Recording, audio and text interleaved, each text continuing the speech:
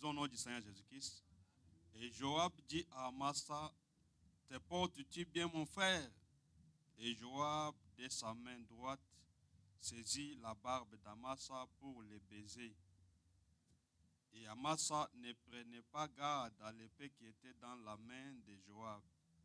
Et Joab l'a enfanté dans le ventre et répandit ses entrailles à terre, sans le frapper une seconde fois.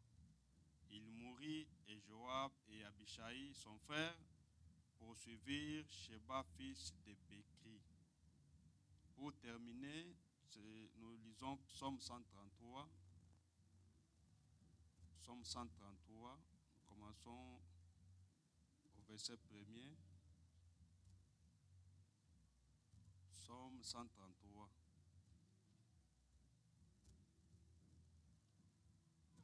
Nous lisons au nom du Seigneur Jésus-Christ. Voici qu'il est bon, qu'il est agréable que deux frères habitent unis ensemble. C'est comme l'huile précieuse répandue sur la tête qui descend sur la barbe d'Aaron, et qui descend sur les bords de ses vêtements, comme la rosée de l'Hermon qui descend sur les montagnes de Sion, car c'est là que l'Éternel a commandé la bénédiction et la vie éternelle. Que Dieu soit loué. Nous pouvons nous asseoir.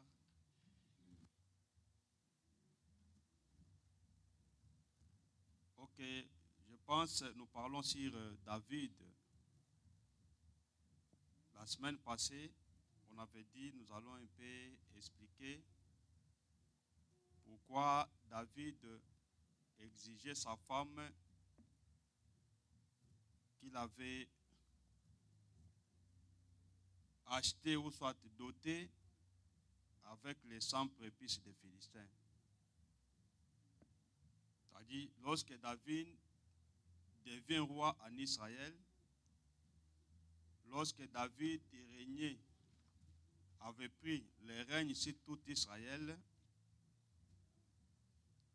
les anciens qui ont travaillé avec Saoul, comme Abné, lorsqu'ils ont cherché David pour collaborer avec lui, la première des choses, lorsqu'il avait envoyé message à David, David aussi de son tour, il a envoyé le message pour dire à Abné, s'il voulait le voir, la seule condition que David avait donnée était d'amener sa femme, c'est-à-dire ramener sa femme vers lui, c'est-à-dire Michal, dont David avait racheté avec les 100 prépuces des Philistins. Mais cette femme a été donnée à un autre homme. Cette femme avait eu déjà un autre mari. Et David aussi faisait sa vie. Mais David avait exigé seulement cette femme pour accueillir les Benjamites, c'est-à-dire la famille de Saoul. Il faut d'abord qu'on amène sa femme. Parce que nous savons que David aussi avait pris la femme de Nabal, la femme qu'on appelle Abigail, après la mort de son mari. C'est-à-dire, Nabal, un homme qui était dit un homme méchant, dont la Bible dit, il est comme son nom. C'est-à-dire, après la mort de cet homme, David est allé prendre cette femme-là. Et aussi, comme la femme d'Iri aussi, que David avait pris, avant même la mort de son mari. Mais David a exigé seulement la femme dont lui-même avait doté. Et cette femme s'appelait Michal. Que Dieu vous bénisse. D'abord, David a combattu pour la femme. David avait doté pour la femme. C'est que c'est très important. D'abord, les combats pour la femme. Après quoi, la dot. C'est-à-dire, on ne peut pas prendre une femme avec facilité. Même Adam, pour prendre la femme, Adam aussi avait payé quelque chose. Adam aussi avait doté. C'est-à-dire, après son sommeil, Dieu, comme étant le Père, avait pris la dot d'Adam. Et la dot d'Adam que Dieu avait pris, c'était son côte. Et à travers ses côtes, Dieu avait formé la femme. C'est-à-dire, il a fallu que l'homme donne quelque chose qui est important. Que Dieu bénisse. C'est pourquoi on ne peut pas prendre une fille d'autrui comme ça, il y a Ophélie, et que parce que nous sommes des enfants de Dieu. Et quelqu'un qui a pris qui est allé prendre les histoires d'autrui, et lorsqu'on appelle la personne de payer, que non, il est écrit, personne ne jugera les élus. Mais nous savons que nous, les enfants de Dieu, s'il faut souffrir pour le Seigneur. Il faut souffrir selon la parole, mais non comme des malfaiteurs. Que Dieu bénisse. C'est ce que l'autre là, entre les deux brigands qui est avec le Seigneur à la croix, avait répondu à l'autre. Nous méritons cette souffrance. Parce que nous sommes conscients et nous sommes aussi convaincus de ce que nous faisions. Mais pendant que lui est innocent. C'est-à-dire, Jésus-Christ souffrait comme innocent parce qu'il avait accepté de prendre ta place et il avait aussi accepté de prendre ma place. Mais les autres là, ils étaient conscients que c'est à cause du péché que nous sommes en train de souffrir. Et vous verrez une personne avec une maladie qui vient après le péché, mais se défend. Mais combien Dieu va te pardonner?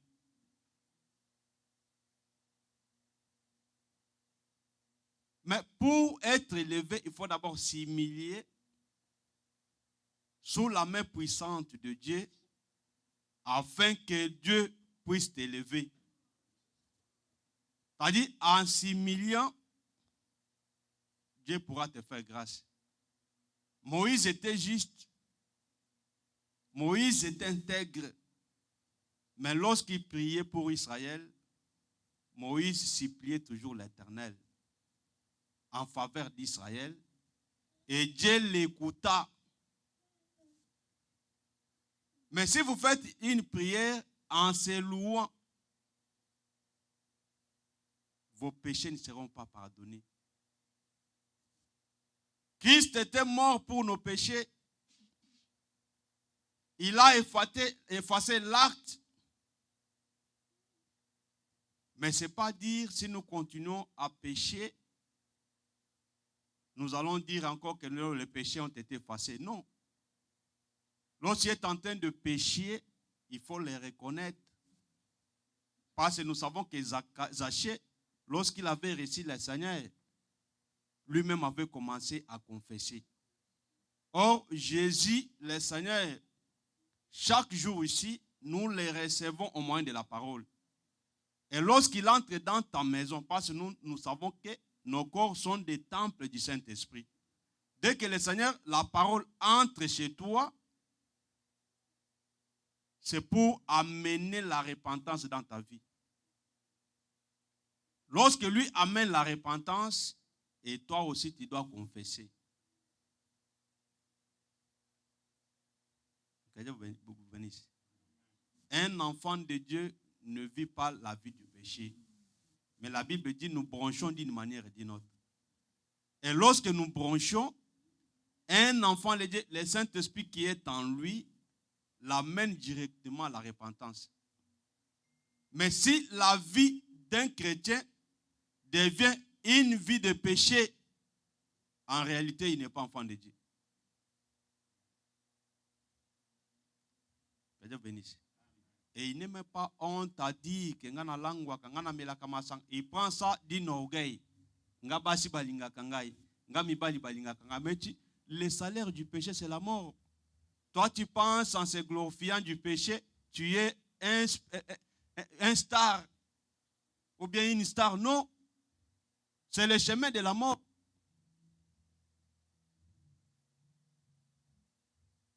Christ est mort pour nous. Christ a été crucifié pour nous. La Bible dit nous étions morts avec lui. Nous étions condamnés avec lui. Et lorsqu'il est ressuscité, nous sommes aussi ressuscités avec lui. C'est-à-dire, si nous sommes ressuscités avec le Seigneur, il faut remarquer ce que la femme là avait remarqué. Parce que lorsque les femmes sont allées à la tombe, où on avait déposé la corps de Christ, mais ces femmes causaient avec Christ, mais ils ne connaissaient plus que c'était le Seigneur. Pourquoi? Parce qu'il était vêtu d'un habit nouveau. Que Dieu bénisse. C'est que Jésus a laté lamba ya shika, moyemba yeba yezati. Parce que s'il était mis dans la tombe, il était lié avec des bandages. Mais maintenant, ils ont remarqué un homme vêtu de blanc. C'est-à-dire, après la résurrection, Christ avait porté une nouvelle habit. Or, nous savons que les habits parlent des œuvres des justes. C'est-à-dire, un enfant de Dieu, après avoir été tué par la parole, il doit refléter une nouvelle vie. Il doit marcher comme les sacrificateurs portaient. Parce que nous savons que leur dignité était marquée par leur façon de se vêtir. C'est ça la vie d'un enfant de Dieu. Il doit se vêtir aussi de la gloire.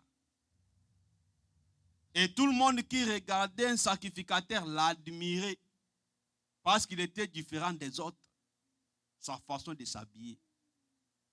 Et sur sa tête était marqué Sainteté à l'Éternel. C'est-à-dire, lorsqu'il était vêtu, si sa tête était marquée Sainteté à l'Éternel. C'est-à-dire, lorsque vous verrez un sacrificateur, c'est-à-dire, il représentait une sainteté. C'est pourquoi Jésus-Christ dit ceci, lorsqu'il enseignait à ses disciples la prière. Parce que c'est l'enseignement qui précède la prière. Ils ont demandé au Seigneur, enseigne-nous comment prier. Ce n'est pas la prière qui doit devancer l'enseignement. D'abord, c'est l'enseignement qui nous donne les instructions pour prier. Seigneur et Maître, enseigne-nous comment prier. Et je vais sauter, parce que je ne vais pas parler sur la prière sacerdotale, mais seulement lorsqu'il dit que ton nom soit sanctifié. C'est-à-dire que ton nom soit mis à part. C'est-à-dire un homme saint, c'est celui qui est séparé des autres. Celui qui est mis à l'écart. Celui qui vit une autre vie différemment du monde, différemment des pécheurs. C'est-à-dire une personne qui vit une vie séparée. On peut nous appeler les assemblées des saints. Ce n'est pas les noms qui sanctifient une personne. C'est l'enseignement qui sanctifie. Parce que Jésus-Christ avait dit, Père, sanctifie-le par les assemblées des saints. Mais il avait dit, Père, sanctifie-le par ta parole, car ta parole est quoi? Que Dieu bénisse. C'est la parole qui sanctifie. C'est la parole qui rend saint. Et un vrai saint, c'est celui qui vit la vie de la parole. Ce n'est pas celui qui est dans l'assemblée des saints. Que Dieu bénisse. Parce que nous risquerons aussi d'être des gens de dénomination par rapport au nom. Et vous verrez les gens écrire Église, Assemblée des saints. Il y a encore une confusion. Église, Assemblée des saints. L'église, encore Assemblée des saints. Mais ce qui est vrai est d'amener une vie séparée. Et vous verrez dans les saints les enseignements des pentecôtistes dans les saints. Et par là, même si nous disons nous sommes des saints, mais ce n'est pas une assemblée des saints. Parce que nous devons vivre une vie séparée, une vie de la sainteté. C'est pourquoi nous ne pouvons pas nous comparer avec le monde. Parce qu'Israël n'a jamais été comparé avec d'autres nations.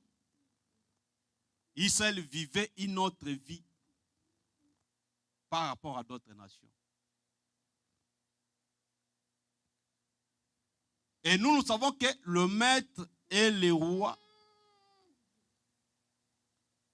c'est lui qui est le modèle de tous les peuples. Égypte suivait Pharaon. Les Babyloniens ils étaient derrière Nebuchadnezzar, ainsi de suite. Mais nous, comme Israël, leur modèle était éternel.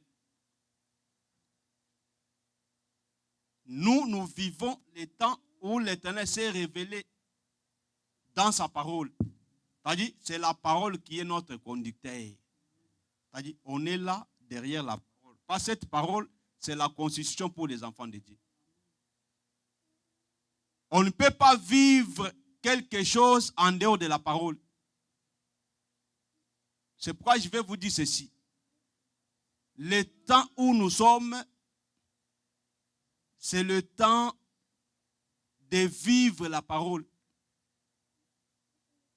Parce que plusieurs personnes vont oublier la vérité. Ils vont suivre comment le monde est en train de marcher. Mais la Bible dit, les justes ne vivent pas par la foi. N'importe quel moment, les justes vivaient toujours avec la foi. Que Dieu bénisse. Regardez la vie de Noé. Il faut se comparer avec cet homme. Dieu promet de détruire le monde par le déluge. Et cet homme avait commencé la construction de l'arche. Et il cherchait aussi les animaux. Il cherchait les hommes, c'est-à-dire sa famille. Et malgré cette difficulté de construire l'arche, lui seul avec ses enfants, mais un jour, ce qu'il faisait, Dieu l'avait justifié. Parce que peut-être lorsqu'il construisait, peut-être il y avait des moqueurs. Vous voyez? Même aujourd'hui que nous sommes aussi en train de prêcher la parole de la vérité, il y a plusieurs personnes qui sont en train de se moquer de nous. Parce que pour eux, lorsque les gens sont réunis, il faut vivre les loyenge. Par là, on appelle ça les réveils. C'est pourquoi un enfant de Dieu qui connaît la parole ne peut jamais appeler les assemblées, les églises des réveils. Vous savez pourquoi on appelle les réveils? Parce que les gens sortent, les gens chantent. C'est ça les réveils.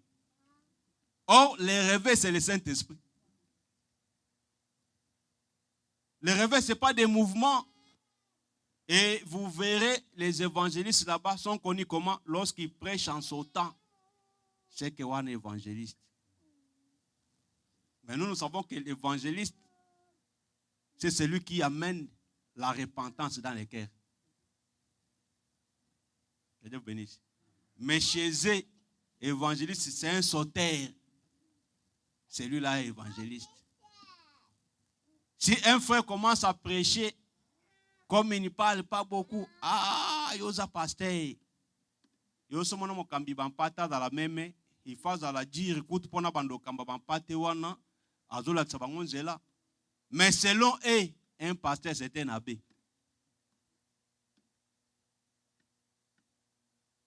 Et si vous êtes un pasteur comme ça, vous serez comme Élie, dont ses enfants faisaient des aventures, lui regardait. Et c'est là où était venue la destruction de sa famille. Parce qu'il fut un homme qui avait des ngombe à Moboulou dans sa maison. Ngomba zo kebeta ngomba batu, yazo sali le côté. Que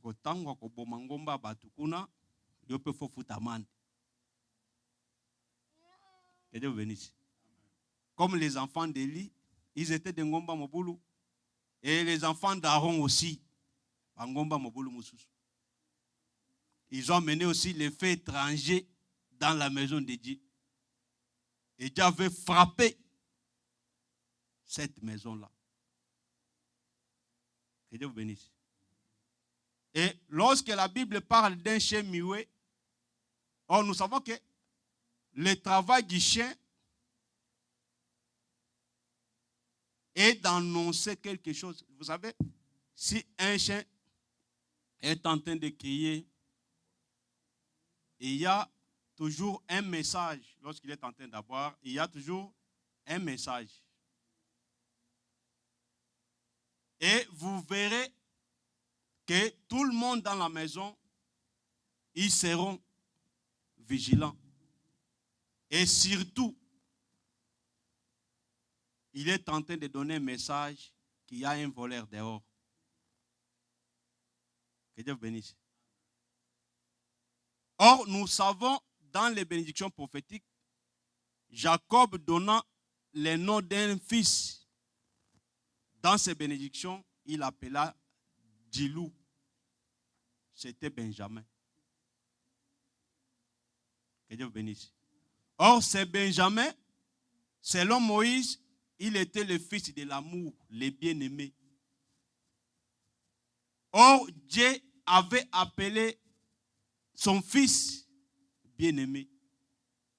Or, le fils bien-aimé de Dieu, c'était le Seigneur Jésus-Christ. C'est lui qui est le véritable Benjamin. Il est aussi le fils de la droite. La Bible dit ceci. Aujourd'hui, Christ est assis à la droite du Père. Et par là, nous comprenons qu'il est le véritable Benjamin. C'est lui le véritable chien. Et nous savons son message, c'est l'avertissement, car le voleur est à la porte. Or, la Bible dit ceci. Il viendra aussi comme un voleur. Or, qui viendra comme le voleur, c'est le Seigneur Jésus-Christ. Et l'œuvre du chien aujourd'hui, c'est l'œuvre du ministère.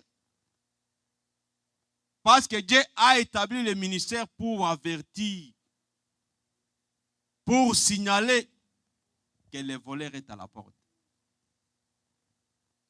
Que Dieu bénisse. Mais il y a aussi des chiens muets qui ne savent pas avertir ceux qui sont dans la maison. Que Dieu bénisse. Des chiens muets, ce sont tous les pasteurs qui cachent la vérité, qui prêchent que pour l'argent, qui prêchent pour être vu. Que non, Dieu m'a montré, j'avais vu ceci. C'est bien, mais qui est ce Dieu-là qui t'avait montré? Mais ce qui est clair, la parole de Dieu, Dieu ne te donne pas l'explication de cette parole. Et il donne seulement des visions. Je m'en doute. Le même Saint-Esprit te cache les Écritures pour comprendre, mais seulement pour te donner les visions. Ça, ce n'est pas un Dieu juste. Mais nous croyons au vrai Dieu qui donne l'interprétation, qui donne les visions, qui accompagne en toutes choses. Que Dieu bénisse. Non seulement que Moïse a été envoyé par Dieu pour faire sortir Israël, mais vous remarquerez que tout ce que Dieu s'est présenté à travers Moïse vers le peuple, il y avait toujours des réussites. Pourquoi? Parce que, à part Moïse, Dieu lui avait dit un jour de prendre aussi la verge d'Aaron. Non seulement la verge de Moïse, mais la verge d'Aaron.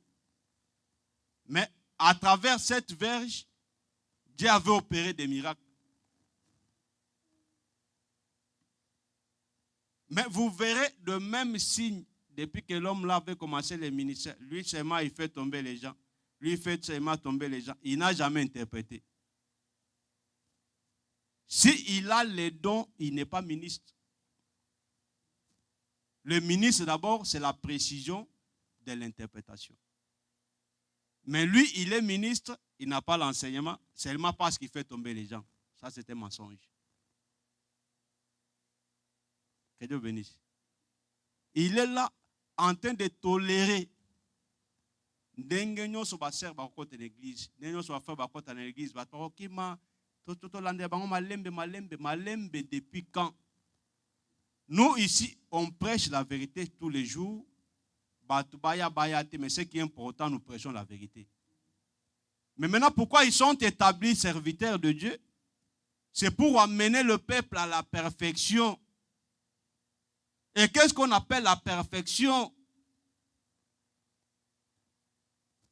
C'est-à-dire, il doit amener le peuple à la sanctification. C'est-à-dire, au moyen de la parole de la vérité. Mais tout ce qu'il est en train de regarder, il n'a jamais insisté.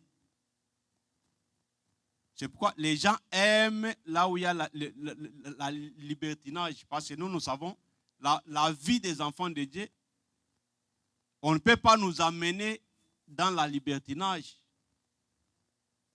Parce que ce qui est important pour nous, c'est vivre dans la liberté. Or, celui qui vit dans la liberté, c'est celui qui a le Fils de Dieu. C'est celui qui est dans les royaumes de Dieu, celui-là vivra dans la liberté. Parce que nous ne sommes pas des esclaves du diable ou soit des démons, mais nous vivons une vie de la liberté à cause du Saint-Esprit. Mais néanmoins, nous sommes prisonniers et esclaves du Seigneur Jésus-Christ. Parce que nul ne peut servir deux maîtres à la fois.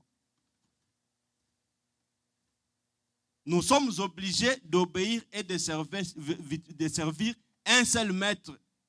Et le seul maître que nous sommes obligés à servir, c'est Jésus. C'est la saine doctrine que nous sommes appelés à obéir et à respecter.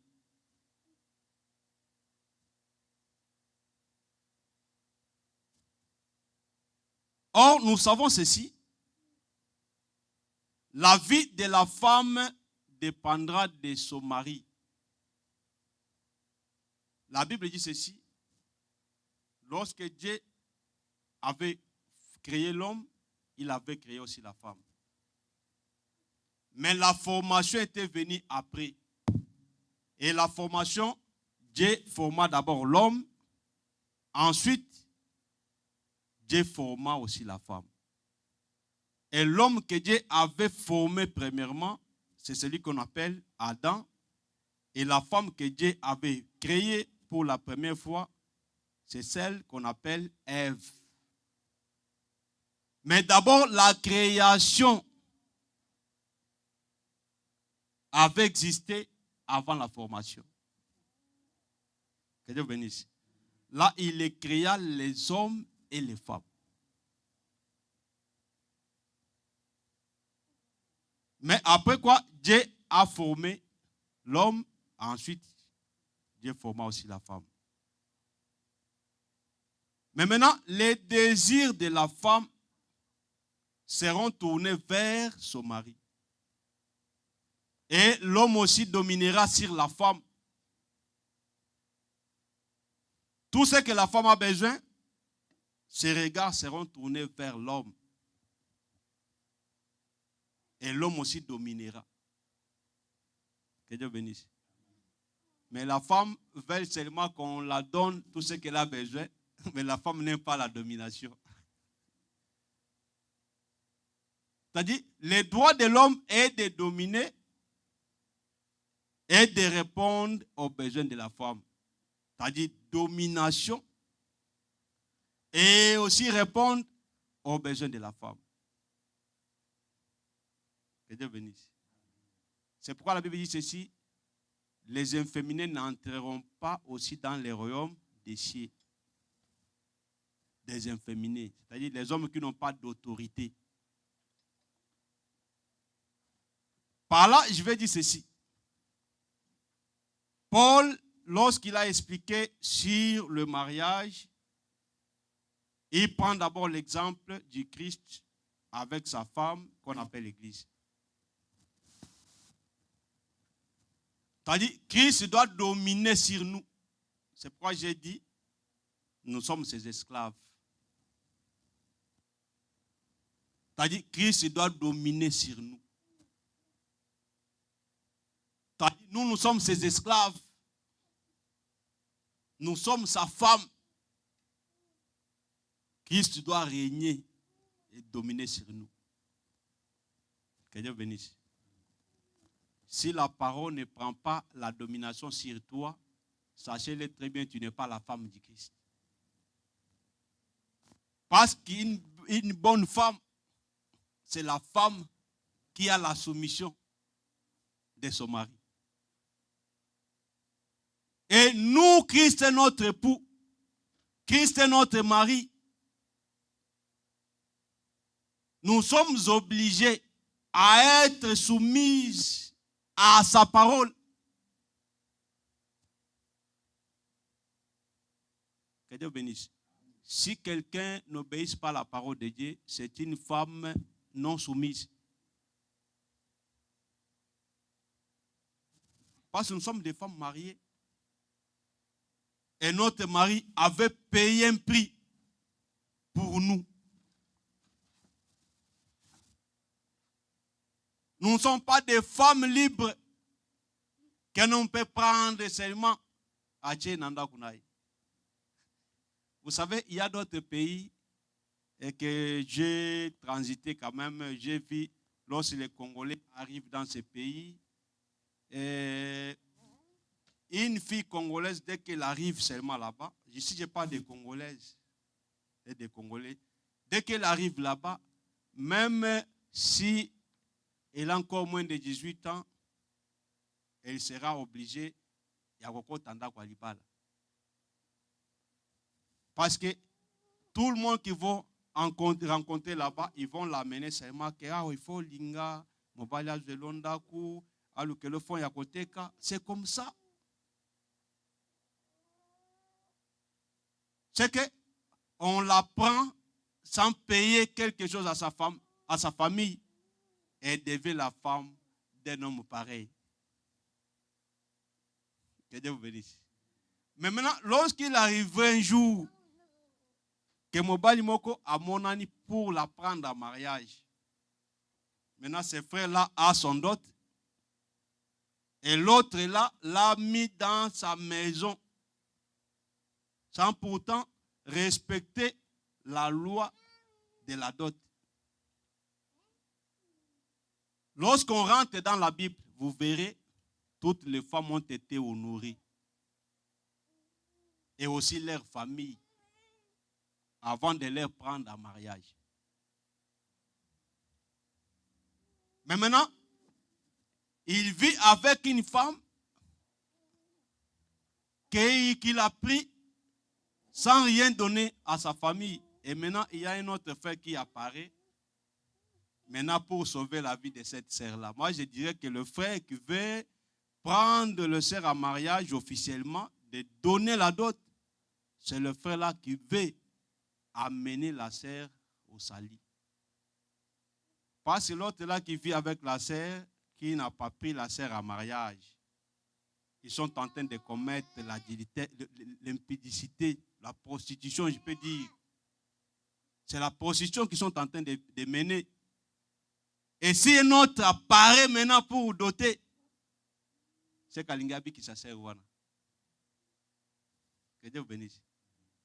Wana ata soki bokati bikamunenge nini mutabala kama site. Abocha keka kabana. Mais mutuboka monani kesiko nazo balayi. On a chiko qui m'église. Mais pourquoi tu ne prends pas la sœur Amaï? Pourquoi tu ne dotes pas? Et si le pasteur maintenant prend maintenant cette responsabilité de demander, frère, tu veux doter pour la sœur? La copine, ça dote. Mais l'autre là, on demande, moi je vais doter. Entre les deux, qui va mener la sœur au salut? Et vous verrez aussi que les gens on a diamant, on a 50 000, on a 100 000, mais il n'a jamais doté pour cette femme-là. Ce n'est pas dire qu'il manquait de moyens. C'est pourquoi ici, David connaissait la valeur de la dot. Parce qu'on l'avait demandé de doter 100 prépuces. Mais lui est allé plus loin pour tuer 200 personnes et amener 200 prépuces. Que Dieu bénisse. Or, nous savons très bien, lorsqu'on parle de prépuces, nous voyons aussi les pommes du rachat. Car nous savons que 100 représente aussi le chiffre 1. C'est-à-dire, David ici représentait le Seigneur Jésus-Christ. Christ était venu en Israël, mais Israël, après avoir vu leur frère, après avoir vu le Messie dont ils l'attendaient, ils n'ont point réussi. Et il est venu chez nous. Et remarquez une chose. Il devrait donner le rachat d'un seul peuple qui était Israël. Mais lorsque Christ est monté à la croix, il a fait rachat des deux peuples. C'est-à-dire, les 200 prépuces représentent le rachat des deux peuples. Au lieu d'un peuple, mais lui a racheté deux peuples. C'est pourquoi en Jean chapitre 10, il dira, en dehors de cette bergerie, en dehors de ces troupeaux, j'ai d'autres troupeaux. C'est-à-dire, y voyez-nous. Parce que Jésus-Christ est le véritable Jacob qui partait vers Laban. Mais en arrivant quelque part, il avait rencontré des troupeaux séparés en 3 groupes. Et il y avait là aussi un puits d'eau qui était scellé avec une grosse pierre. Que Dieu bénisse. Or, tous les bergers qui étaient là avec les 3 troupeaux, ils étaient incapables d'enlever la pierre qui était dessus le puits. Mais la Bible dit ceci, en voyant Rachel qui venait, Rachel avait encore d'autres troupeaux. Et elle aussi était bergère. Que Dieu bénisse. C'est-à-dire, Jacob devait attendre d'abord Rachel, qui venait avec d'autres troupeaux. Et pendant que 3 troupeaux qui étaient là, attendaient toujours l'ouverture du puits. Oh, il y avait déjà 3 troupeaux, mais le puits était toujours fermé. Là maintenant, je vois la maison d'Israël qui marchait avec la loi, les prophètes et les psaumes. Mais tout le temps là, les livres étaient toujours scellés. Que Dieu bénisse. Mais lorsque Rachel est venue avec 4e troupeau, oh Rachel, nous voyons le Seigneur qui avait encore d'autres troupeaux quelque part. Et celui qui nous a menés vers Dieu aujourd'hui, c'est le Seigneur Jésus-Christ, qui est la véritable Rachel.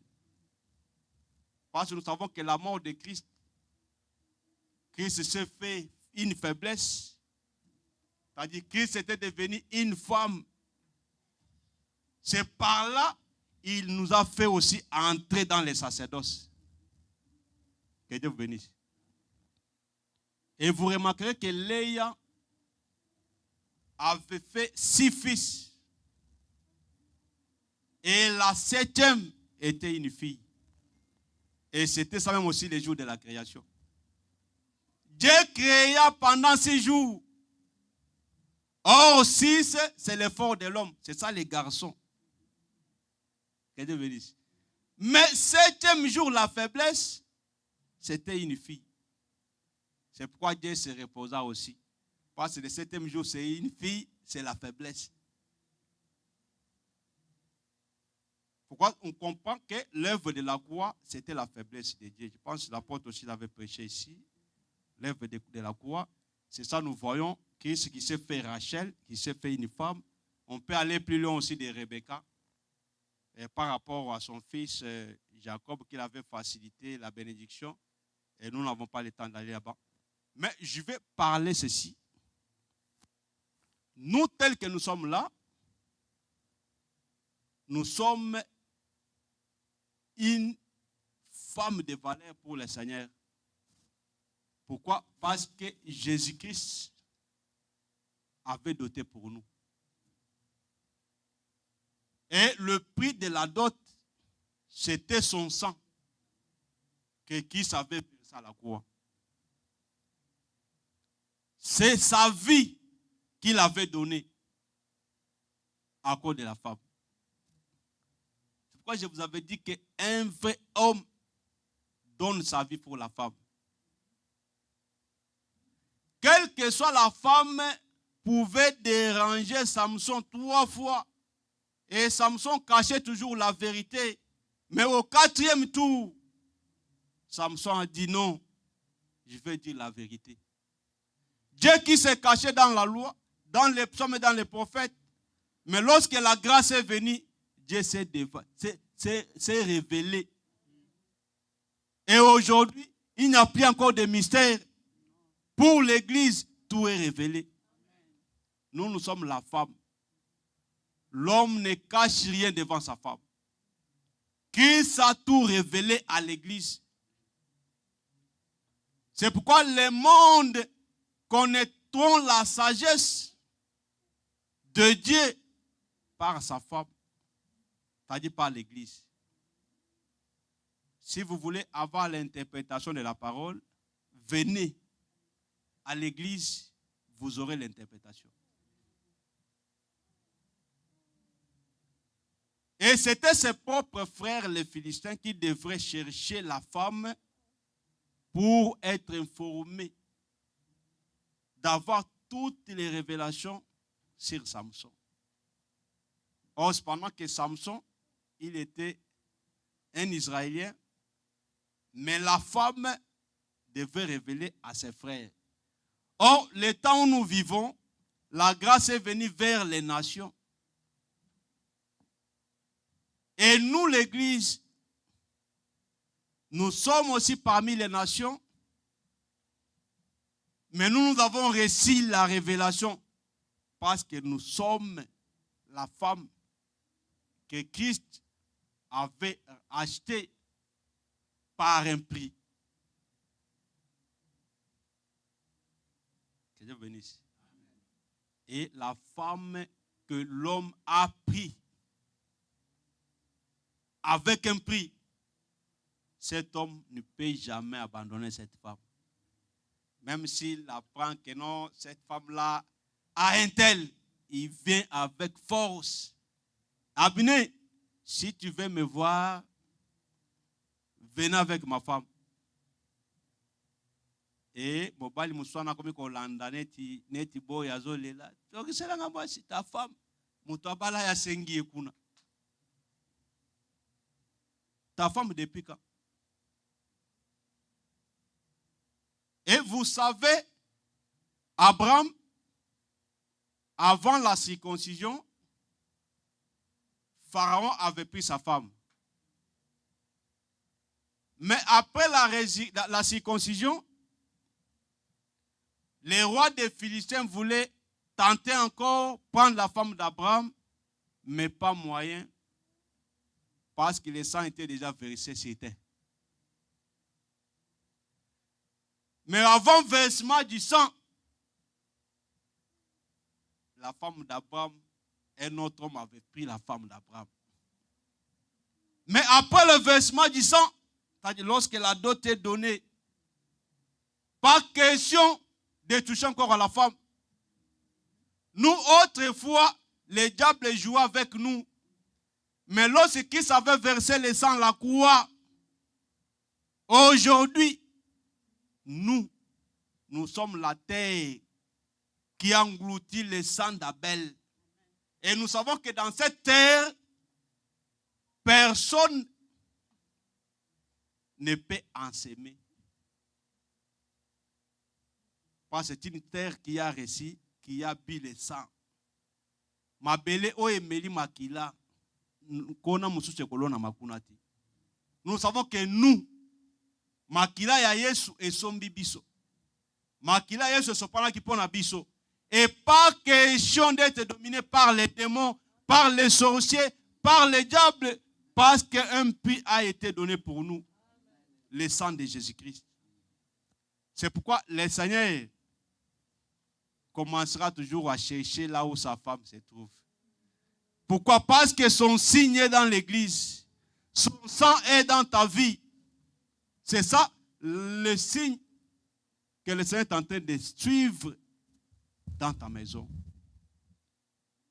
Rahab la prostituée, sa maison a été détectée par un signe rouge. Signe à Makila. C'est pourquoi les espions ont compris réellement que cette femme mérite le salut. Pourquoi? Parce qu'on a remarqué les signes du sang.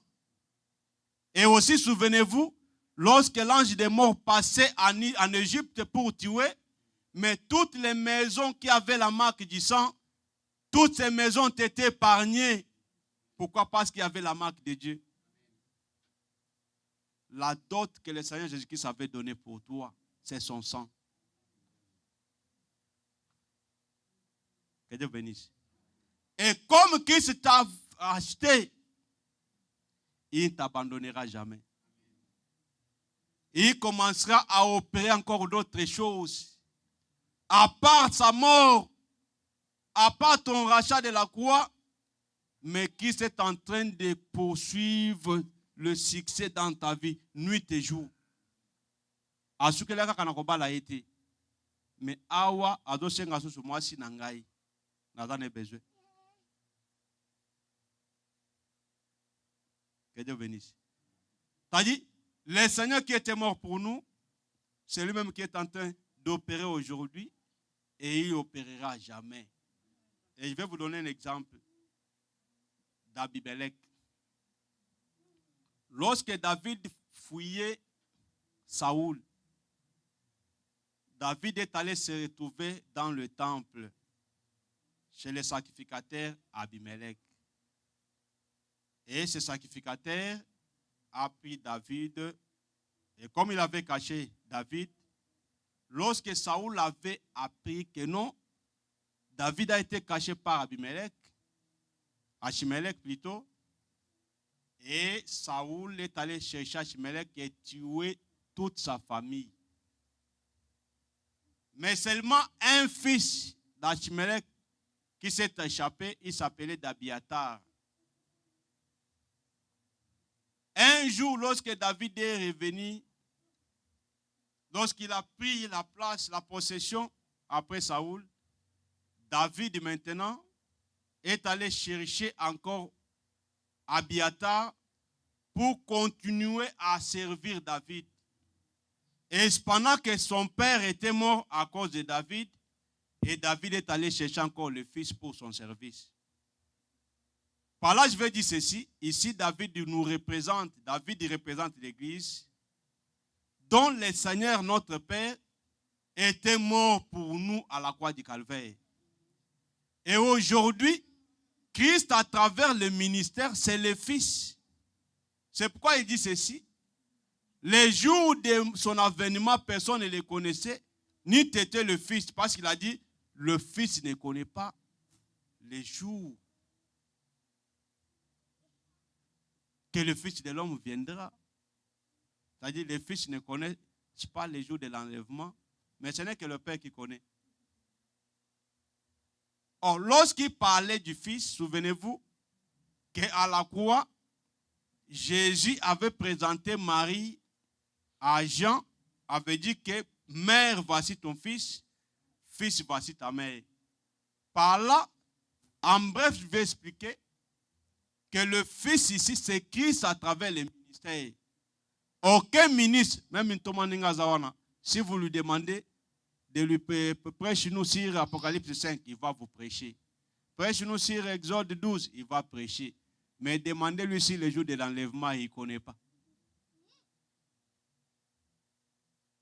Aucun des fils, c'est-à-dire les ministères, n'ont pas la précision du jour de l'enlèvement. Mais ce n'est que lui-même le Père. C'est-à-dire, celui qui était mort là, c'était lui le Père, qui était mort pour l'Église. Et aujourd'hui, l'Église est en train de suivre encore le Fils pour leur service. C'est-à-dire, le ministère continue le travail du Père. C'est-à-dire, Tata Koufeli, Bino, moi, on n'a pas de ça, la Bino Kakamoussal.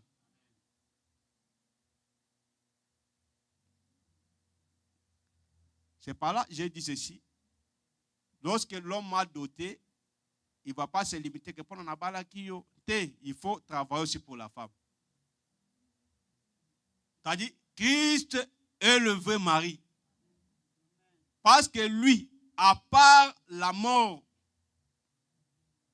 nuit et jour ici, même aujourd'hui, lorsque le vent de Corona avait passé sur ton toit, mais le Seigneur t'avait épargné.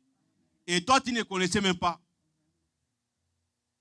Et lorsque tu voulais faire accident, il t'a épargné et tu ne connais même pas ce qui devait t'arriver aujourd'hui. Parce qu'il continue toujours ton service. Nuit et jour, nous avons un serviteur à notre service. C'est le Seigneur Jésus-Christ. C'est-à-dire, Mobile Yasolo. C'est pourquoi tu ne peux pas prendre aussi ta fille, donner à une personne sans la dot. Parce que, vous savez, il y a d'autres choses d'encourager les gens. On préfère pas ces histoires de grossesse pour nos enfants. Mais remarquez d'autres personnes, on a engrossé sa fille et elle amène encore la fille là chez ce garçon-là. Un garçon qui n'a même pas sa propre chambre, il n'a même pas un lit, mais tu amènes ta fille, un garçon de 17 ans, de 18 ans. C'est ce qui s'est passé. Quelqu'un qui n'a même pas doté. Et après quelques temps, un autre homme apparaît maintenant que je vais prendre un mariage.